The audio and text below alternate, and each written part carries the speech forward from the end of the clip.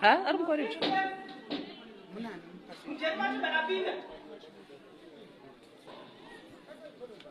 Kutai mumwenyu aziyo zvaanotaura. Ndiri hure raheadmaster inini. Ndizvo ndakumudamburira haina kupera. Iye haadana nanyabinda. Nyabinda haana mukadzi wake. Wangani vari kudanana nevarume vanhu panapa tichiona asi hatitaure. Nangu ndozvaita sei? Ndakumudambura.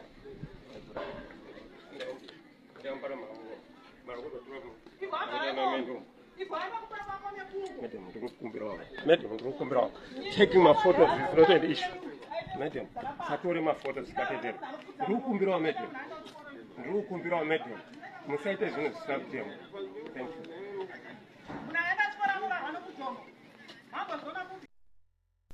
Just imagine mukadzi mukuru akaita saamai ava kuuya kuzoitira drama pachikoro pane vana pane vanhu vese. She couldn't wait kuti nguva yekuti vanhu vachaisa ikwana vaende vanoadresa nyaya yavo. This is so sad and embarrassing. Vana vedu muri kuvadzidzisei kuchikoro? Huh?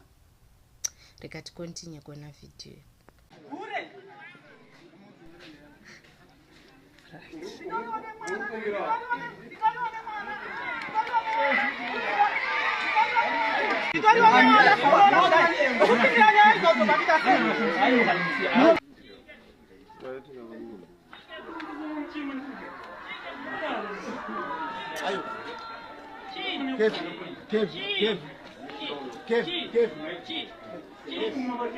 Matadza kubata mukadzi waheadmaster. Muri kubata vana matadza kubata mukadzi waheadmaster makamira.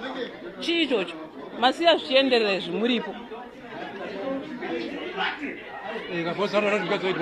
Vazviziva zvichienderera izvo vanhu vakamira uko. Vakuyozobata izvi. Zvanga zvichiitwa zvese zvanhu vanga vakamirapo vanga vasingazvioni.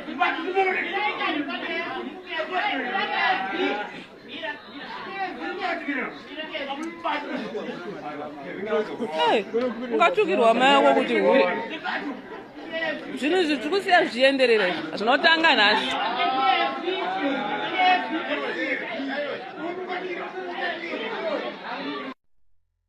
Chekutanga ava mai ava kana vari teacher varifana kutoenda paspeciamu, varifana kutoitwa discipline yakasimba.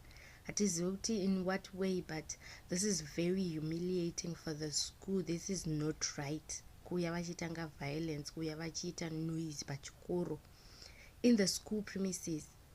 And then number 2, mukadzi uyo wavari kuti udrega zita rake vachiita sei anofana kutoripota defamation of character because avingwa ndiye, obva avingwa muschool premises pachikoro, obva aharaswa, obva ataurirwa mashoko. So this is not right, guys. And the school parents vanofana kutotaurawo. They should speak up because what is this?